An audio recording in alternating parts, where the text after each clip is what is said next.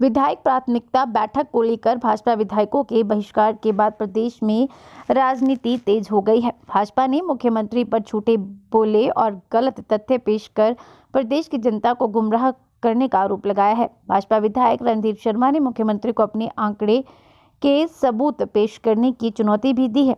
शिमला में प्रेस वार्ता के दौरान रणधीर शर्मा ने मुख्यमंत्री पर झूठे आंकड़े पेश करने के अलावा प्रदेश को आर्थिक दिवालियापन की ओर ले जाने के भी आरोप लगाए हैं।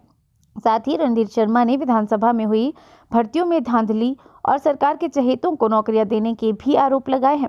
हिमाचल प्रदेश भाजपा मीडिया विभाग के प्रभारी और विधायक रणधीर शर्मा ने कहा, विधायक प्राथमिकताओं को लेकर मुख्यमंत्री ने झूठ बोलकर प्रदेश की जनता को गुमराह किया है। उन्होंने कहा, मुख्यमंत्री ने जो आंकड़े पेश किए वह तथ्यों से परे है।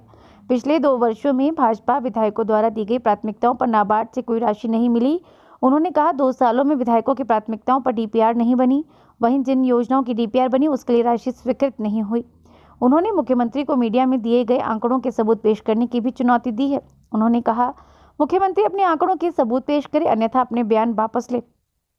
विधायक प्राथमिकता की बैठकों में विपक्ष के विधायकों की प्राथमिकताओं को नहीं सुना गया, इसीलिए विपक्ष के विधायकों ने प्राथमिकता बैठक का बहिष्कार किया था। हालांकि लिखित में वह अपनी प्राथमिकताएं सरकार को दे देंगे। वहीं विधायक ने वर्तमान सरकार पर प्रदेश को आर्थिक दिवालियापन की ओर ले जाने का भी आरोप लगाया है। उन्होंने कहा, वर्तमान सरकार ने 30,000 करोड़ का लोन ले लिया, लेकिन प्रदेश में विकास कार्य ठप है। उन्होंने कहा, वर्तमान सरकार के समय में ट्रेजरी बंद हो गई है, इससे प्रदेश के अंदर विकास और गरीब कल्याण के काम बंद हो गए। रणधीर शर्मा ने कहा, विधायक भी ऐच्छिक निधि से गरीब लोगों की मदद नहीं कर पा रहे हैं। उन्होंने सरकार पर फिजूल खर्ची का भी आरोप लगाया। उन्होंने मुख्यमंत्री पर निशाना साधते हुए कहा, वे प्रदेश में फिजूल खर्ची बंद करें। सरकार सीपीएस को बचाने के लिए वकीलों पर करोड़ों रुपए खर्च कर रही है। प्रदेश में कैबिनेट दर्जे के साथ एडवाइजरों को लाखों रुपए का वेतन दिया जा रहा है। भारतीय जनता पार्टी का आरोप है कि हिमाचल प्रदेश के मुख्यमंत्री श्री सुखविंदर सिंह सुक्खू सरासर झूठ बोलकर प्रदेश की जनता को गुमराह कर रहे हैं। भारतीय जनता पार्टी के विधायक दल ने पिछले कल और आज होने वाली योजना बैठकों का बहिष्कार किया, क्योंकि पिछले 2 साल से विधायक प्राथमिकता के अंतर्गत दी गई स्कीमों को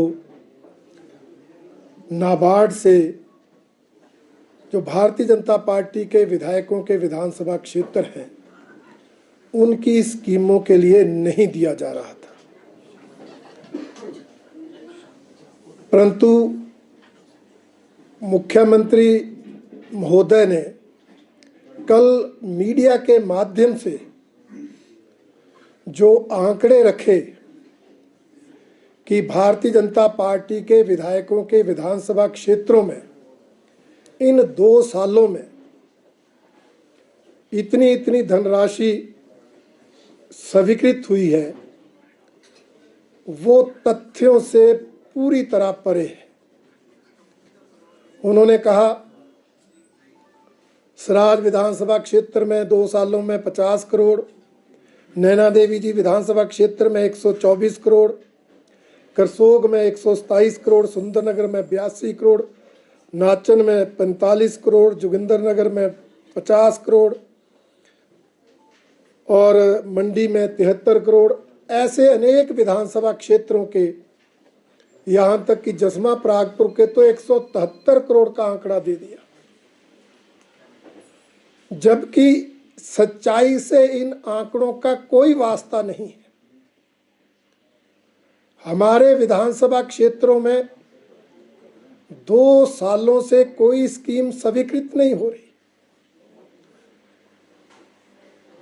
जो हमने विधायक प्राथमिकता में स्कीमें दी हैं, उनकी अभी या तो डीपीआर नहीं बनी,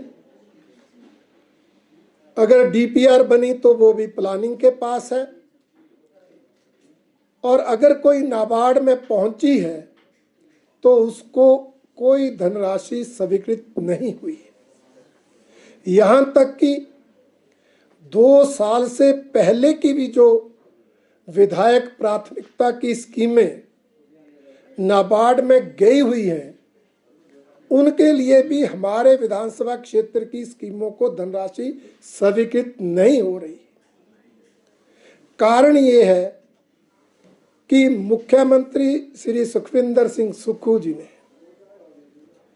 सत्ता में आने के बाद नाबार्ड द्वारा स्वीकृत स्कीमों के पैमाने बदल दिए।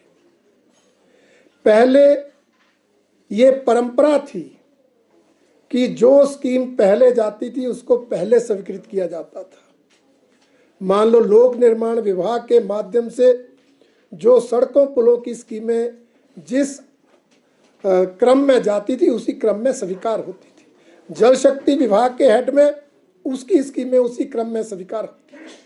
परंतु वर्तमान मुख्यमंत्री महोदय नाबार्ड की मीटिंग से पहले एक पत्र लिखते हैं और उन विधायक प्राथमिकताओं को रीप्रायोरिटाइज करते हैं, उसकी दोबारा प्राथमिकता देते हैं, दोबारा लिस्ट देते हैं और उस लिस्ट में सिर्फ कांग्रेस पार्टी के विधायकों के विधानसभा क्षेत्रों की ही स्कीमें होती हैं। बहिष्कार किया, परंतु मुख्यमंत्री जी ने जिस तरह से झूठ बोला, मुझे लगता है सारी सीमाएं लांघ दी। और आज तो मैं कहना चाहूँगा कि वो इस मामले में दिल्ली के मुख्यमंत्री केजरीवाल जी को भी पीछे छोड़ गए। झूठ बोलने में उनसे भी, हालांकि अभी तक झूठ बोलने में सबसे माहिर मुख्यमंत्री दिल्ली के केजरीवाल थे, परंतु अब सुक्खू उनसे भी आगे पहुंच गए हैं। ऐसा मैं आज उनके पिछले कल दिए वक्तव्य के आधार पर कह सकता हूं।